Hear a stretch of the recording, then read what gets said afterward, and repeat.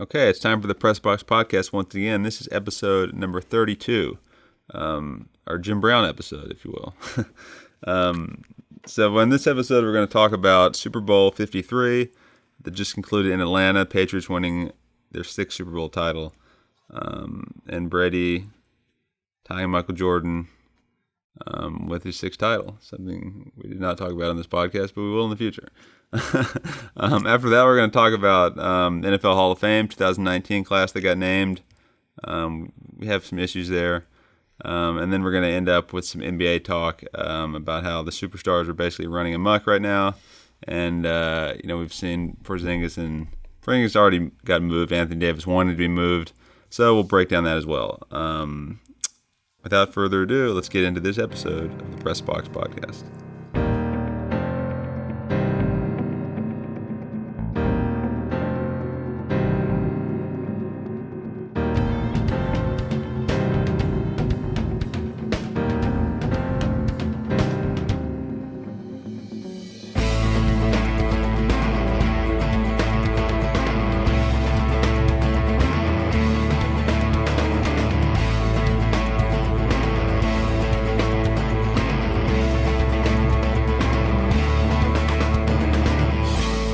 Okay, so we're ready for another Press Box Podcast, episode 32, if you're counting at home. I'm joined now by my co-host, Joseph Miranda. And Joseph, Super Bowl was just concluded, and the Patriots are champions of the NFL once again.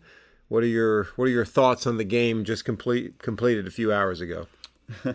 My thoughts were, I enjoyed the game more than, I guess, a lot of people thought. We've talked about in the podcast before how we like defensive football, and I didn't want to see a 57-54 game, or 7-on-7 drill as we've called it. Right. I was happy that it was low scoring. It places a premium on touchdowns. Like our producer was saying during the game, like that first touchdown, you felt like something really happened because both teams were fighting all game to score a touchdown, and the Patriots finally did, and Michelle finally did. So that's always kind of a nice test to see. As far as the outcome, I mean, I'm not totally surprised. I mean, it was clear that Goff was just totally outmatched. Yes, I thought Breeze would have gave him a better fight in the Patriots defense, but Belichick it was like playing chess against like a 2-year-old. Mm-hmm. Like Goff had no answers, McVay had no answers. I mean, the supposed offensive guru, didn't have anything for the Patriots, and I mean, look. I thought they were going to win going in the Patriots, and so I'm not really surprised. Like, I can't say that I'm surprised. It probably turned out kind of like how I would have expected it to. Brady, much like Manning in his later years, or Manning's last Super Bowl, didn't exactly win the game for him. And Brady wasn't named MVP. He just kind of did enough to manage the game, and they won, kind of like they'd been doing all season. Yeah, I agree with all that. I think, some of what I'm about to say was mentioned during the broadcast. Other bits of it wasn't. I think there's a lot of factors that are at play here. You mentioned Jared Goff looking like a deer in the headlights, and he was. I mean, he's a third-year quarterback, 25 years old, on the biggest stage of his life, and it's hard for a quarterback making his first start in a game like that to have a stellar game. But a lot of it was not his fault. Couple things. The Rams, were scoring 30 points a game. They were throwing the ball all over the lot.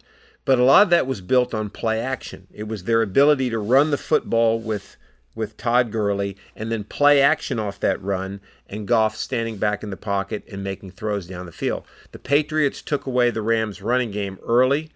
Gurley was not himself. We saw it again. We saw the same thing in Todd Gurley that we saw in the NFC Championship game. He just was not the Todd Gurley of old. So the Rams couldn't run it. So they had to get back in shotgun and throw it. Well, that's not their game, all right? And the Patriots were able to confuse them in a couple ways. Coming into this game, the Patriots had played man-to-man coverage 60% of the time this season. They played almost exclusively zone coverage in the Super Bowl. They rushed 6 guys. So they rushed 6 and played zone without having to respect the run when the Rams lined up in shotgun, and Goff just didn't have the experience to look off his primary receiver quick enough and find the open man. Breeze would have done it, okay? but Goff couldn't do it. I'm not sure Patrick Mahomes, he couldn't do it against them in the AFC Championship game. So I think you're right. Belichick had a tremendous defensive plan. They changed things up. They threw stuff at the Rams hadn't seen, and Todd Gurley wasn't the Todd Gurley of old. So I think you just got a situation there where Belichick outsmarted the coach that was half his age, and they took advantage of the fact that Jared Goff was such a young player.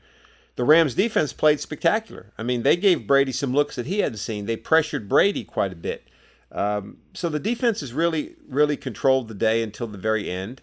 And the Patriots, as they always do, found a way to win. They made the play that mattered in the end. Yeah, I mean, Wade Phillips is a good defensive coordinator. Yes, he is.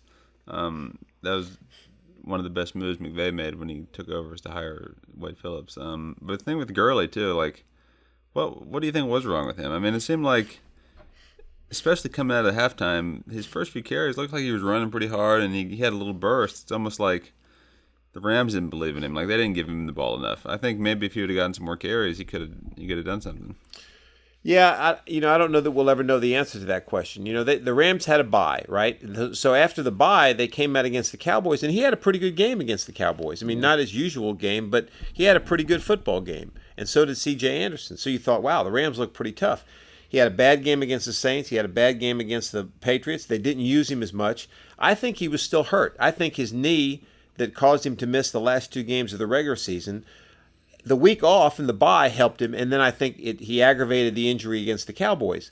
And I think it was one of those, I mean, we've all had situations. I've had knee injuries.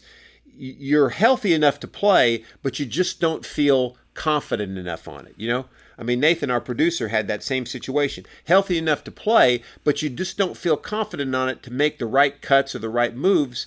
So consequently, you're not playing quite up to your standards. And I think that's what happened to Gurley.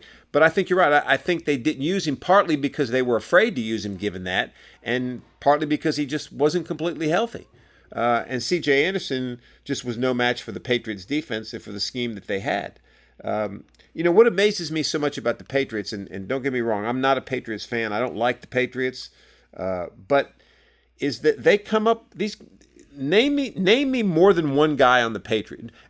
Let's take Brady and Gronk out of it, okay, and Edelman for right now. But name me one other guy on the Patriots that you could say, hey, that guy's a superstar.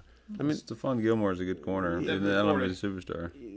All right, our producer meant Nathan says Deb McCourt. Yeah, those are names we know, but you don't see any stalwarts on the team. You know what I mean?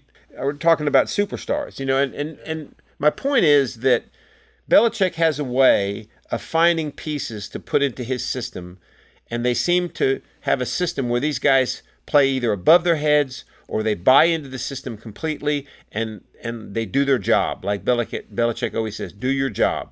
And they do it better than anybody else. And then you have a quarterback like Brady who, he's able to make great reads. It's hard to fool him. He makes good throws. That throw he made to Gronkowski at the end of the game to set up the touchdown was an excellent throw. So, it's just hard to beat them. I mean, it really is hard to beat them. And if you look at the teams that have beaten them in the Super Bowl, the Giants twice, the Eagles once, those games were last-minute wins. I mean, they were on the end of the game. So, it's just hard. I think until Brady and Belichick retired, I think we're in for more Patriots. I mean, okay, so do you think he's just that much better of a coach than everyone? You talk about the system because we just went over the fact that they don't have superstar. The Rams had way more superstar players in defense, more talent, I guess you could say. Well, I think. How do I want to say this? You mentioned Wade Phillips. All right, he did a great job too. Yeah. I mean, he stymied the Patriots' offense. Okay, with the exception of Edelman, they had no answer for Edelman. Yeah. For some reason, they couldn't cover him. But Belichick is one of the few coaches in the NFL right now that has personnel decision responsibility as well as coaching. All right. I read a story where what he does is he goes to the combine every year, right, like most coaches do, all right? And he looks at all the talent that's there. He knows he's not going to get some of these big-name guys. Why? Because the Patriots are always drafting last, okay? But he makes notes on them. He sees, okay, Nathan Miranda, linebacker. We're not going to be able to get him, but I like the way he plays. I like his attitude. He fits into our system. So he's got this ledger all right, with all these guys at these different positions, all right? And as these guys go to other teams, and other teams either A, misuse them in the position, B, they can't get along with the coach, whatever happens, or C, they cut them, Belichick immediately picks them up. Okay? Because he knows something about those guys that these other coaches don't know. So he stocks his team with all these guys that are Belichick guys. They buy into his system. Okay? They fit his system. Look at Cordero Patterson. The Vikings drafted him. Yeah, he ran a few kicks back for a touchdown with the Vikings, but he never did anything of note with the Vikings. Look what the Patriots do. They throw to him. They run him out of the backfield. He returns. I mean, they have a way of getting guys and fitting them in their system and making them better than they were. Yeah. And that's what's so amazing. I think that's what makes him a better coach than anybody else. Yeah.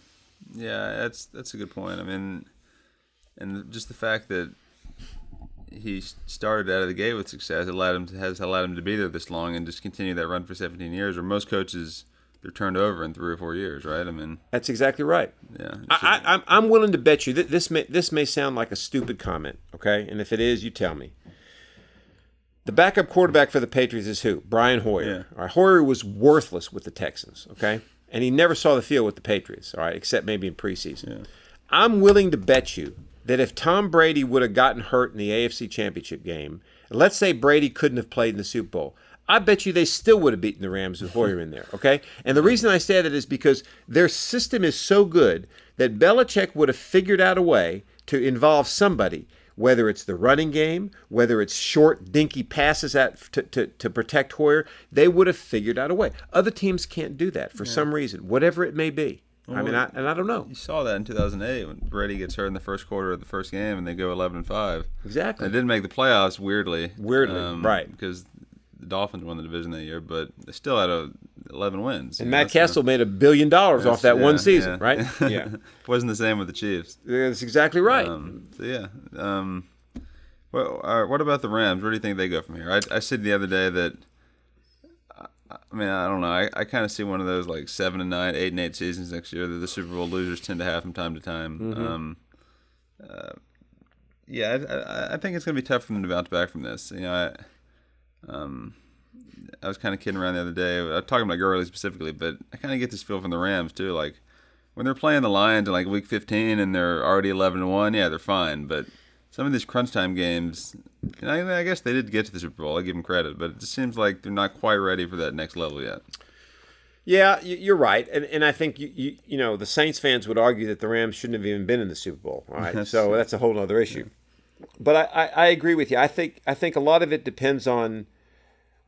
Let me say, I think we're going to find out how good a coach Sean McVay is. Okay, because the Rams are going to have Super Bowl hangover. I mean, here's a team that 2 years ago, all right, was 3-13. All right, under Jeff Fisher. Last year they had a tremendous turnaround, made the playoffs. This year they make the Super Bowl. Will they be able to commit themselves to another run? They've got some key free agents. Ndamukong Suh's a free agent. One of their linebackers is a free agent. They've got a couple other guys that are free agents. They're going to have to pay Jared Goff, right, in another year or two. They've already paid Gurley. They've already paid Aaron Donald. So, do they keep the pieces in place, and how well can they overcome the Super Bowl hangover? All right, that's going to be an important point. The other point is the NFC's got a lot tougher teams in it than the AFC does, top to bottom. I mean, you've got the Bears, you've got the Vikings, you got the Packers, you got the Seahawks, you got the 49ers that are probably going to be better. You got the Saints, you got the Falcons. I mean, you got the Cowboys. Who do you have in the AFC? Really? The Chiefs, the Chargers, and the Patriots. All right, and maybe the Ravens. The Steelers, maybe. Yeah. But you just don't have the same amount of teams in the AFC. I agree with you. I don't know. I think the Rams will probably be like a 9-7 team next year, and if they make the playoffs, it'll probably be a wild card. Right. I think the Saints will be back next year. I think Breeze has got another good year left in him. But, interesting thing about Breeze, which I heard somebody talking about, is if you looked at his season through weeks 1 through, I think it was 13 or 12, if you looked at his ability to get the ball down the field, and then from week 13 on, he got tired. His arm got tired. I think age started to creep in a little bit. So I'm not sure that we're starting to see maybe the downslide of Drew Brees coming up. And I'm not sure, nobody wants to talk about it, but I think Brady's starting to trend down the other side of the mountain as well. Yeah. He's still great, don't get me wrong, but I think you're going to see the Patriots draft a quarterback this year, and I think you're going to see the Patriots start to make a succession plan for what's coming up when Brady leaves and consequently when Belichick leaves. Yeah. Which is a good point there, and I guess we'll kind of end this on this. We've heard different people talk about it. Who do you give more credit to in this whole deal, Brady or Belichick? I wasn't sure how to answer that question up until this week, and now I'm going to give it to Belichick. I think Belichick gets the credit in this deal. And the reason is, you alluded to it, is look at 2008. Yeah. Okay, I mean, if it was Brady, the Patriots should have gone 5-11 that year. Right. All right, they shouldn't have gone 11-5. Right. Don't get me wrong. I mean, having Tom Brady in there probably got them to 3 or 4 Super Bowls, but I still think Belichick is the guy that stirs the drink, and he's the guy that makes it go because he gets all these other pieces that fit in so well with what he's trying to do. Yeah, I agree with that too, especially the fact that he's also the general manager, and Exactly. like you said, he doesn't just coach the players; he picks the players. Exactly. He runs the whole operation there. So let's ask one more question. I mean, how would you handicap the NFL season next year? Who do you look at to be the favorites in each conference? Yeah, I mean, right now the Patriots are the favorite in the AFC. Gotta be. As long as Brady and Belichick come back, which all signs point to that they do, and they don't lose another major piece like Gronkowski or. Yeah, but I'm assuming he'll be back even if too. they lose Gronkowski, I don't think that would harm them. Yeah, it doesn't help them. But so you got to put the Patriots, and then you got to put, you put the Chiefs right behind them, and then I still like the Chargers to be. Rivers has got at least one more, probably a couple more good years left in him. And then in the NFC, I think that let's see, you alluded a little bit to there with Breeze kind of on the downside. I don't think the Sands are going to have another 1 seed type of year next year. Right. I think they'll probably get in the playoffs, but I think some team's going to kind of come not out of nowhere, but a team that wasn't on top this year. Maybe the Bears go 14-2 next year. Maybe the Eagles go 15-1. Who knows? Somebody different, I think, is going to be at the top of the NFC. Right. Maybe it's the Cowboys, something like that. But I don't think there's a clear favorite. But in the AFC, the Patriots are the clear favorite, in my opinion. Without a doubt. I agree with that.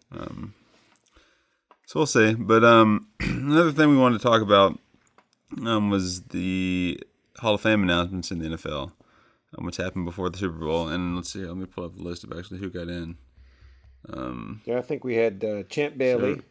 We had Champ Bailey, Tony Gonzalez, Ed Reed, Ty Law, Kevin Mawai, Broncos owner Pat Bowlen, some different executives, Gil Brandt, Chiefs safety Johnny Robinson. Right. Okay, so that was it. So what jumps out at you initially with these names here? I mean, I guess I'll go ahead and say that. I know we've said this before too, but I'm tough on the Hall of Fame standards. Okay, so I agree with you. Out of this class, I think you put in Ed Reed and you put in Tony Gonzalez, and that's it. I would agree with that. I think. Well, I mean, let's take out the coach and the executive, okay? Or the owner. I mean, that's a different. If you want to put them in the Hall of Fame for what they were, that's fine. Right. But let's just talk about the players. I agree with you on that. I think Ed Reed and Tony Gonzalez. Kevin Mawai was a good center. I don't know how you rate centers, but I wouldn't put him. I'm not sure he's a Hall of Famer. Johnny Robinson was an excellent defensive back. I remember watching him play in the early '70s when the Chiefs went to the Super Bowl. Not sure he's a Hall of Famer. Yeah, I mean, if Johnny Robinson was a Hall of Famer, he'd have been in 1985. That's right. Like why? And Champ Bailey, I don't see Champ Bailey as a Hall of Famer. I'm sorry. He's kind of on par with Ty Law, which good corners, right? I mean, I think another guy like that is Darrell Revis. He's a good corner. I don't think he should be in the Hall of Fame. I agree with that. But Tony Gonzalez had at one point all the tight end records. Mm-hmm. He might still have a few, but he played a long time. He's a Hall of Famer, and I think that Ed Reed's arguably the best safety, one of the best safeties of all time, up there in interception numbers. Definitely a Hall of Famer. Let me ask you this question. Since we're talking about tight ends, do you think the Chargers tight end Antonio Gates is a Hall of Famer? Yeah. Do you? I do. Okay. Yeah. All right. I think How about Gronkowski? If Gronkowski retires tomorrow, is he Hall of Famer? See, I'm going to say no. For me, no. And Yeah. most people would not agree with me on I would that. say no. And he got what's he got? He has 3 Super Bowls. He was on the last 3. He was on the last 3. Yeah. Okay, so that's fine, but No, he's actually got 2 Super Bowls, right? Because they lost in 11, well, they won in 14, they won in 16. and they won in 16. They won now. So they've won 3. That's right. He's got 3 Super Bowls. Okay. Yeah, I don't think he's a Hall of Famer. No, I don't think so either. No, Yeah. I agree. Yeah. Well, I mean, that brings up we'll get to the baseball. We talked a little bit about the baseball Hall of Famers, I think, last time, if I'm not mistaken. Yeah. But I think we need to do a whole separate podcast. Just, our producer came up with this idea is, go through a book of Hall of Famers and let's talk about whether they should be Hall of Famers or not, Yeah.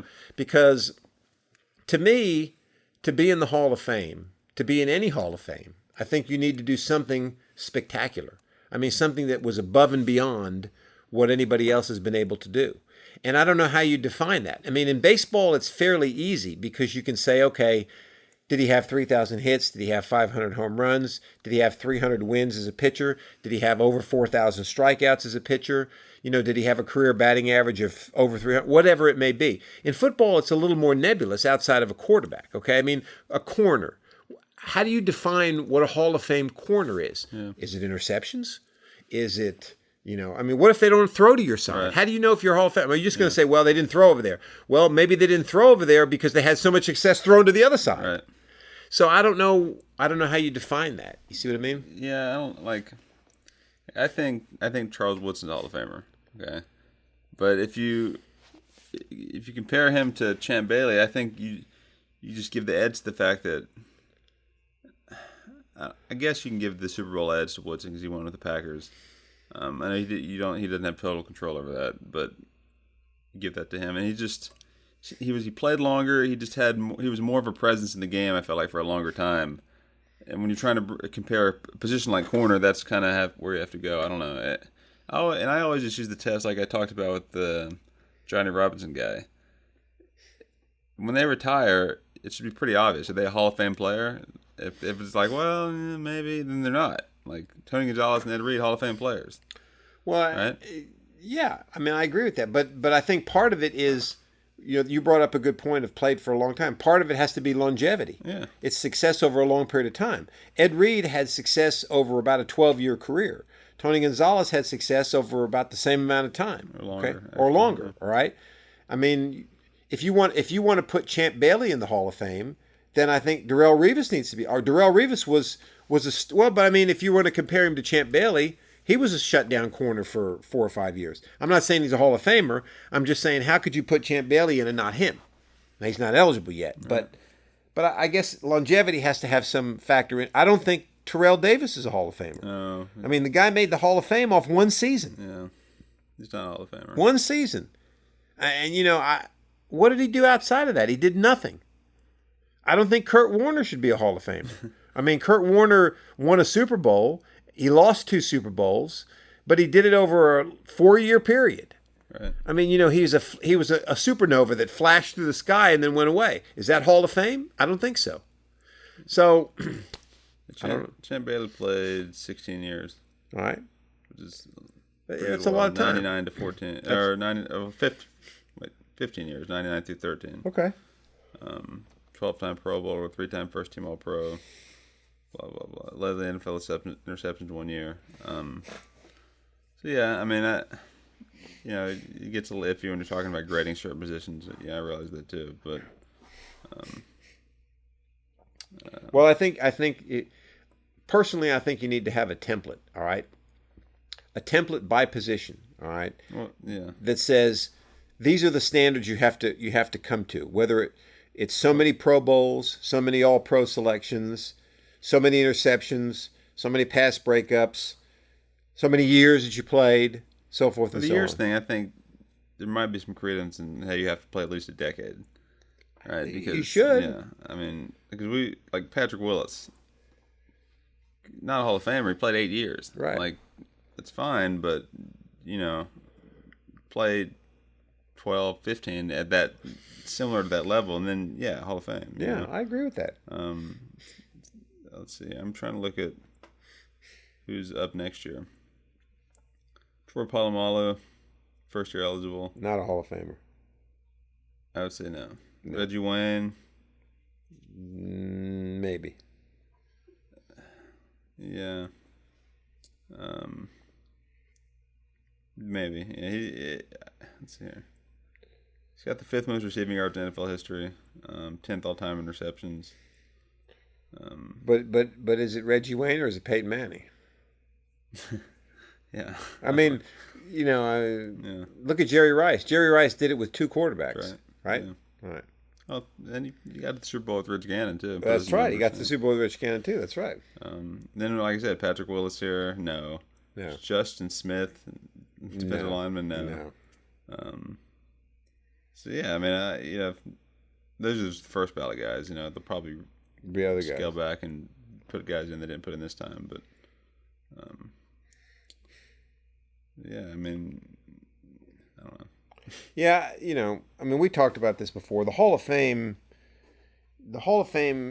it's like baseball used to be. Remember, you said 1 year baseball didn't put anybody in. 1 year they put 2 guys in. I mean, it's got to be a select.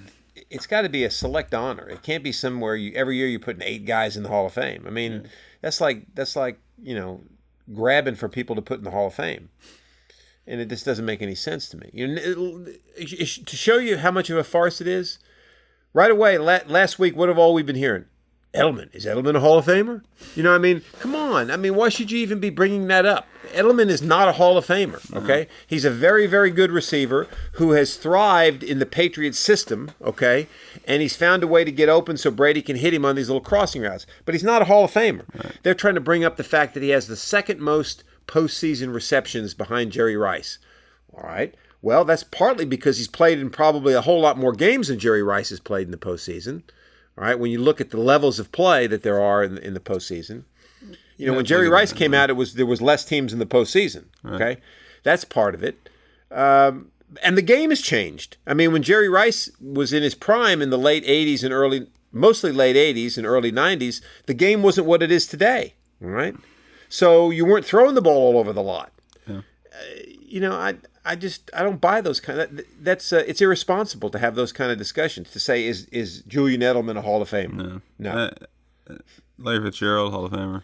No question. Larry Fitzgerald is a Hall of Famer. He's clearly above Julian Edelman. Like that's the difference. They're not belong in the same category. No, they don't belong in the same discussion. I mean, let's see. Fitzgerald is 1, 2, 3, 4, 5, 6, 7. This will be his 16th year coming up in the NFL. Yeah, he's a Hall of Famer. Yeah, and I don't have his stats in front of me. He's up there. He's way up there. 2nd most receptions of all time. 2nd most receptions. Like close to the 2nd. He may be 3rd right now, but he probably will be 2nd. Yeah. But yeah, Larry Fitzgerald is a no-brainer first ballot Hall of Famer. There's no question about that. Yeah, absolutely. Trying to think of a few other guys that are still playing now that towards the end. Tom Brady? Is he Hall of Famer? Yeah, I think so. How about Eli Manning? I've said yes before, like, and like 3 or 4 years ago, I was saying yes if he just continues to play and like his career kind of continues on the same trajectory it has been going. But I guess you could say he struggled in recent years. I think maybe it's not a first ballot, but I think he is. Yeah, I think he is. I mean, if you're going to put, most people would say Roethlisberger's a Hall of Famer, right? Yeah, right. I think Rivers is too. Actually. Yeah, well, if Rivers is, Manning is. Okay, yeah. I think all 3 of those guys should probably go in the Hall of Fame. I mean, he has 2 Super Bowl wins, 2 Super Bowl MVPs. I think, and he doesn't lead in any particular stat category, but he has over 50,000 yards passing, probably close to 60,000 now. So I think, I think he's got to be a Hall of Famer. Adrian Peterson, Hall of Famer. No question. Yeah. Adrian Peterson's a Hall of Famer. Drew Brees, Hall of Famer. Yes, that's correct. Aaron Rodgers? I don't know. That's a tough question. Yeah, it's a tough question. He'll make it. Yeah, he will. But I'm not sure. Well, he's another guy that I feel like, assuming he doesn't just want to retire, he's got 5 more years left. Yeah. So if he just plays out his career, at the end of it, it's going to be like, well, he played 18 years, probably a Hall of Famer. How about Andrew Luck? No, not right now. Okay. He's got the potential to be, I think. Yeah. All right. yeah, of all the young, I still consider him a younger quarterback. Mm-hmm. He's got the most potential. I don't, Matt Ryan, no. Stafford, no. Russell Wilson, no. But I would say Matt Ryan will make it to the Hall of Fame. No, you will. I think he will. Yeah, he doesn't deserve it. I'm not saying he does. I'm just saying, just judging from the way they talk about him and the way they think, he's been to a Super Bowl. He's been an MVP of the league. I think he'll go. I think he'll be. I think they'll vote him in the Hall of Fame. I think that's ridiculous. I don't know more to say than that. Patrick Mahomes? No, we're straight on the current trajectory. It was up to the NFL. They put him in. Yeah. Well, but on his current 50 touchdown passes and 5,000 yards passing in 1 year, yeah, I think he's on the right track. Yeah. Let's put it that way. All right. Okay. So we head into the NFL offseason now, and we'll have more on what comes next. We got the combine and free agency coming up, of course. We've got free agency coming up. That's right. We've got teams have, I think, some here in the next few weeks they can begin making the negotiating with their restricted free agents or the ones that they might want to put the franchise tag on and all that good stuff. So yeah, we'll continue to talk about that. But right now, let's shift to the NBA real quick. The NBA. The NBA. A lot of stuff going on here. Okay, you've got. We haven't talked about this yet on the podcast, but Anthony Davis. Go ahead. But before you get started, hold your thought. Let me just state categorically up front before we get into this discussion. The NBA is your prototype definition of the phrase "the inmates run the asylum." Yeah. All right, go ahead. Well, yeah. Okay, so Anthony Davis of the Pelicans, since our last podcast, came out and demanded a trade. Said that he wasn't going to sign an extension with the Pelicans. He's a free agent next summer. Right. So he's under contract the rest of this year plus one more year. Right. And he wasn't going to resign, and that he wanted to be traded. And he gave them, I think it was a list of 4 teams he'd be willing to sign long term with: the Lakers, the Clippers, the Bucks, and the Knicks. Is that right? That's right. Yeah. So, there's that. All right, and your point's well taken. The fact that basketball is the only sport where a player can do that and get away with it. Okay? That's right. Which, I don't really know how you fix that either. I mean, obviously the whole deal where the max contracts to where you can make more money re-signing with your own team doesn't seem to really affect. It doesn't seem to work. I mean, it's only worked with Russell Westbrook and Steph Curry. Right. That's really about it. Right. It doesn't seem to bother anyone else that wants to leave. Now tell me, and I'm asking you for your knowledge on this because you know a little more of the NBA than I do. But apparently the Celtics cannot trade for Anthony Davis until the summer. Correct? Right. All right. And I heard them say because what's his name is on the team, Kyrie Irving. Why is that? Okay, you can't. I'm pretty sure that's the case. You can't trade for 2 max contract players In 1 year. Not in 1 year. You can't have 2. You can't have 2 max contracts that you traded for on your books. So this summer, Kyrie Irving he becomes a free agent on July 1st. He's off the book. They tear up that contract, he signs a new contract, and then they can trade for Anthony Davis. I see. Okay, so they traded for his current contract. They can't trade for another max current contract. I understand. Okay, so okay. All right. The Celtics could be in on it once they redo the Kyrie Irving deal, assuming he even wants to sign there. Who knows with him either. But so then you got that, and then you got the Knicks trading Kristaps Porzingis to the Mavericks, who he didn't come out. It sounded like a similar situation. Like he was unhappy with the way things were going in New York. He didn't publicly demand a trade, but all signs pointed to the fact that he's probably asked out of there, and they sent him to Dallas. So. And there's really nothing these teams can do because I mean, like if you're the Pelicans, it's almost like you're not you're shirking your duties if you don't trade him because if he's serious, he's not going to resign. You just let him walk. You get nothing for a superstar, right? So you kind of have to do something, and then you can't really spite him and like okay, we're going to send you to Orlando or Portland or somewhere where. Portland or the Portlands and Orlandos of the league are like, well, he's not going to re-sign with us long term. Right. Why should we give you anything for just a rental guy for 1 year when we're still the best we can do is the 6th or 7th seed? Right. So it's a tough situation. Like I said, I really don't know how you fix it. Well, I mean, I think the NBA, I don't know. I mean, first of all, I think they have a spineless commissioner. Okay, Yeah. I mean, I think that's part of their problem. And then another factor you got going on here is that the Pelicans are owned by Benson, the former Saints owner that passed away. His wife, Gail Benson, who owns the Saints. So she's got that NFL mentality, and the NFL doesn't put up with that crap. Okay. The NFL would never have a player demand a trade. If they did, they'd just say, tough luck, we're not trading you. So you got that going on. But you got a spineless commissioner who lets the players make all the decisions. I mean, basically, LeBron James is running the NBA right now. Yeah. I mean, he does what he wants to do. I mean, that's another thing that bugs me. You know, he goes to these teams and he immediately starts dismantling the team and telling them who he wants on the team and who he wants them to trade for, who the coach should be. I mean, that's the most ridiculous thing I've ever heard in my life.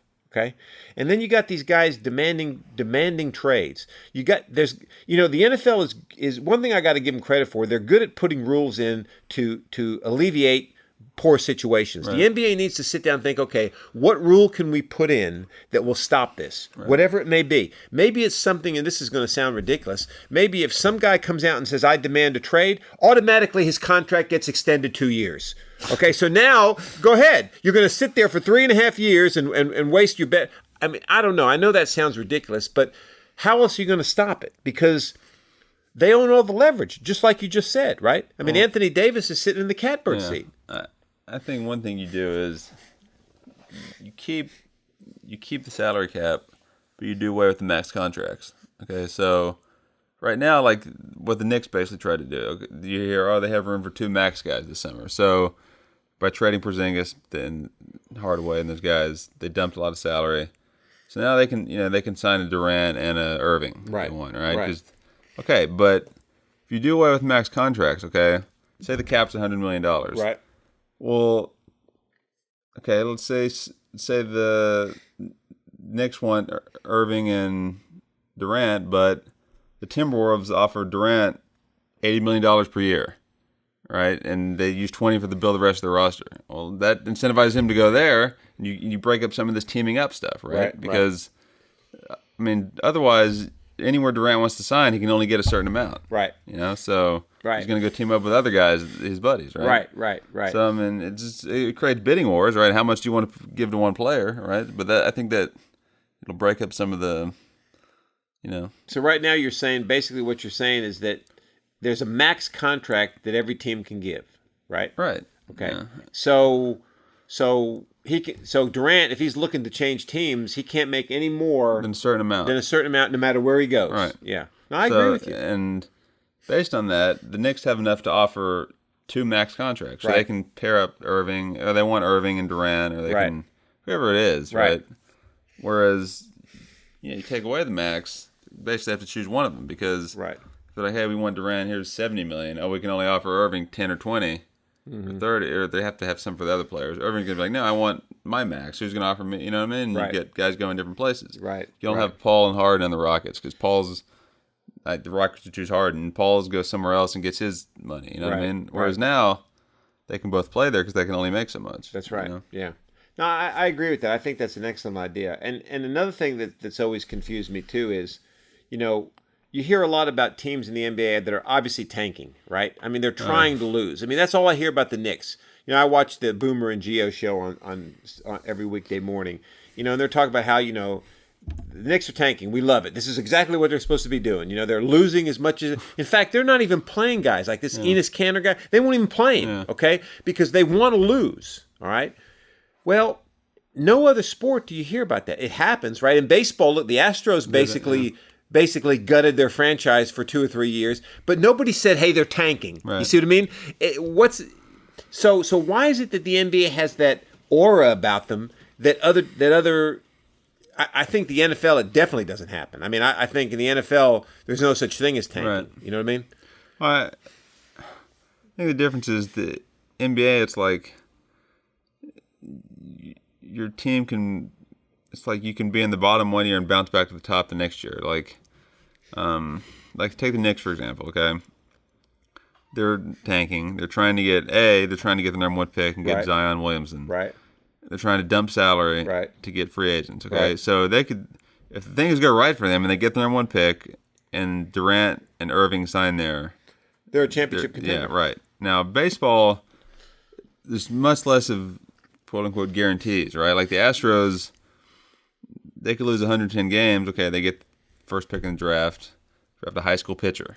Well, who knows? It's kind of a crapshoot, right? Right. And, it takes a lot more pieces to be successful in baseball. It takes a longer time. So it's almost like tanking seems more, to me, the term seems like, okay, we're going to tank this season to be in the best position to win next season. Right. Or to almost like kind of like a cheat code to just be back on top next year. Right.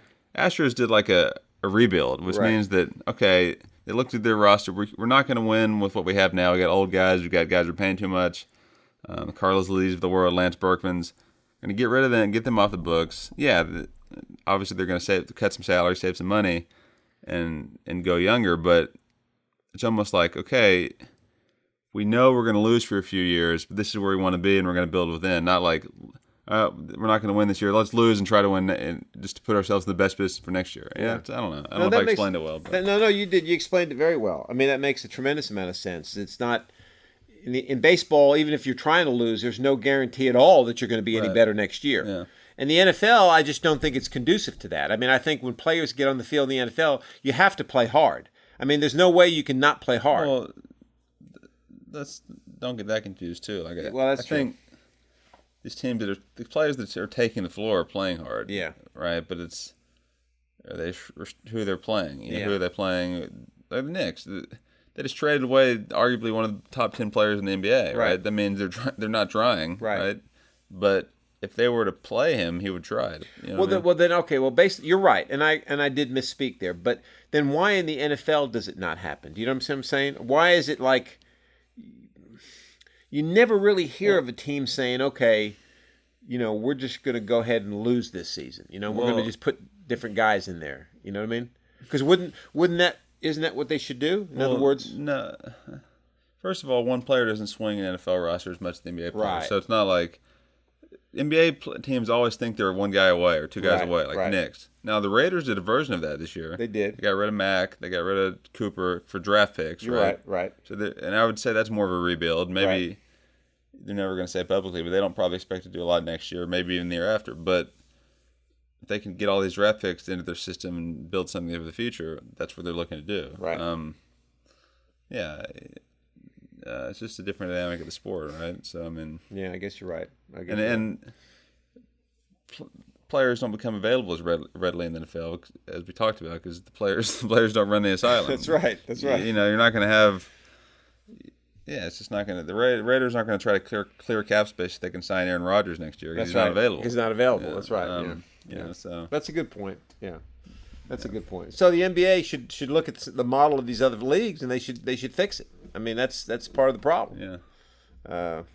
They should fix it.